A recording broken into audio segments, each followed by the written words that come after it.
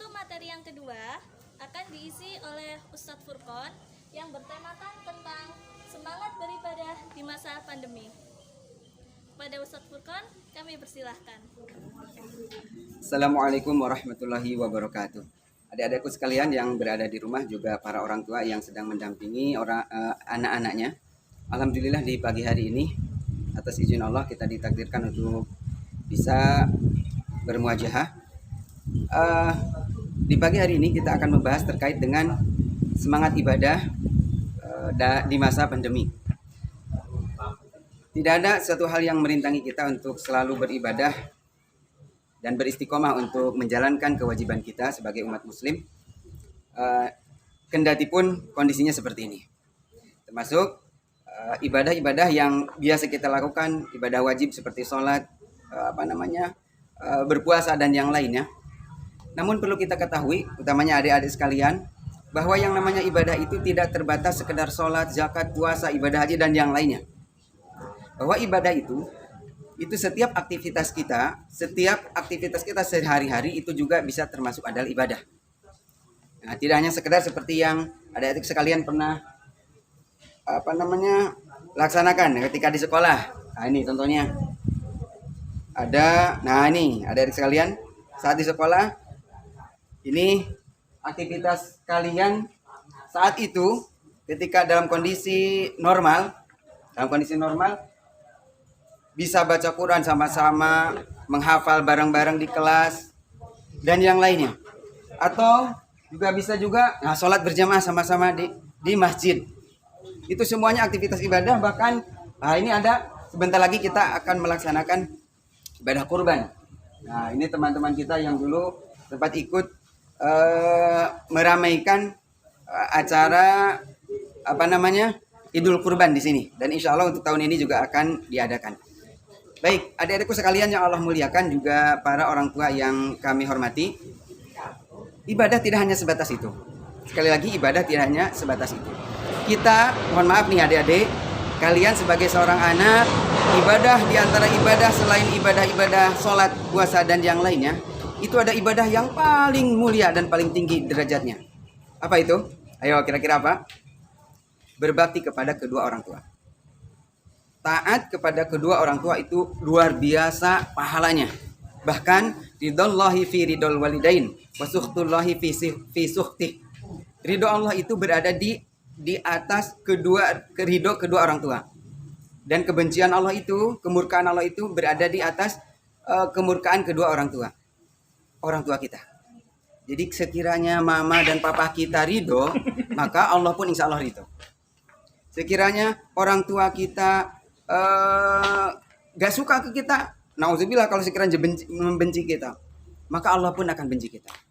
Maka harus digarisbawahi oleh kalian semuanya, sebagai seorang anak yang pintar, yang soleh, itu harus menjaga bakti kalian terhadap kedua orang tua kalian. Juga termasuk selain itu, ibadah-ibadah yang mungkin terasa oleh kalian itu bukan sebuah ibadah. Semangat belajar. Belajar itu juga ibadah. Menuntut ilmu, mencari ilmu itu ada juga ibadah. Berbakti kepada orang tua, semangat ibadah. Bahkan sekalipun kita membantu membantu orang tua. Membantu orang tua mengasuh adik kita, seperti itu. Itu pun juga sama ibadah. Banyak ibadah-ibadah yang bisa kita lakukan. Itu untuk adik-adik sekalian. Yang kedua adalah untuk orang tuanya. Ini untuk orang tua, untuk bapak dan ibu sekalian yang Allah muliakan. Juga ada suatu hal yang sangat penting di sini. Kami sebagai, mohon maaf, pendamping di sekolah, itu juga sama, berusaha berbuat baik atau memaksimalkan pendampingan kami terhadap anak-anak bapak dan ibu sekalian. Namun ada satu hal yang perlu bapak dan ibu sekalian juga perhatikan, bahwa ternyata yang sangat dominan untuk atau yang sangat berpengaruh terhadap anak itu adalah orang tuanya itu sendiri. Jadi ketika di rumah itu justru yang akan menjadi karakter seorang anak itu adalah orang tuanya sendiri. Kenapa? Sekedar di sekolah itu terbatas. Bahkan di sekolah hanya terbatas oleh bermain sama temannya seperti itu. Dan itu hanya beberapa jam. Tapi ketika di rumah, siapa yang bertanggung jawab? Tidaklah orang lain lagi kecuali orang tuanya itu sendiri. Untuk itu, sebagai seorang orang tua, ya kami pun sebagai orang tua di rumah dan sebagai pendamping di sekolah, itu sangat harus berhati-hati dalam menjaga atau mendidik orang tua kita, mendidik anak-anak kita, terutama dalam bersikap dan beribadah di rumah.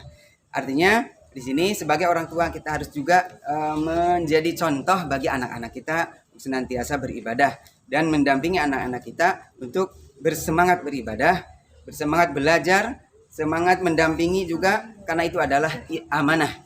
Sebagai orang tua, anak itu adalah amanah. Jangan sampai ada 3 karakter, ada 3 tipe anak bagi orang tuanya. Bisa jadi sebagai qurrata ayun, sebagai penyejuk mata bagi orang tuanya, atau bisa jadi sebagai ujian, sebagai fitnah.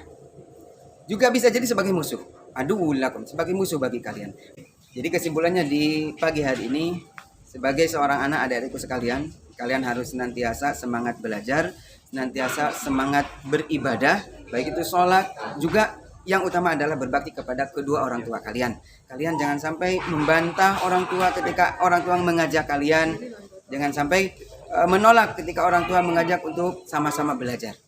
Juga pesan kepada orang tua, mohon kesabarannya untuk senantiasa mendampingi anak-anaknya, putra-putrinya, karena kami pun sama-sama, kami sangat-sangat merindukan anak-anak, putra-putri, bapak dan ibu sekalian di rumah untuk hadir di sekolah. Namun kondisi seperti ini apalagi? Kondisi seperti ini harus apa lagi yang kita lakukan? Hanya bisa sekedarnya saja yang bisa kita lakukan, sama-sama berusaha sebisa kita, seperti itu, sebisa atau sekemampuan kita.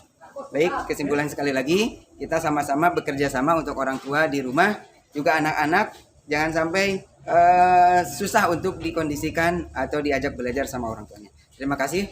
Aku qauli hadza wa astaghfirullahi li wa lakum. Assalamualaikum warahmatullahi wabarakatuh. Waalaikumsalam. Terima kasih kepada Ustadz Furqon atas pemaparan materinya.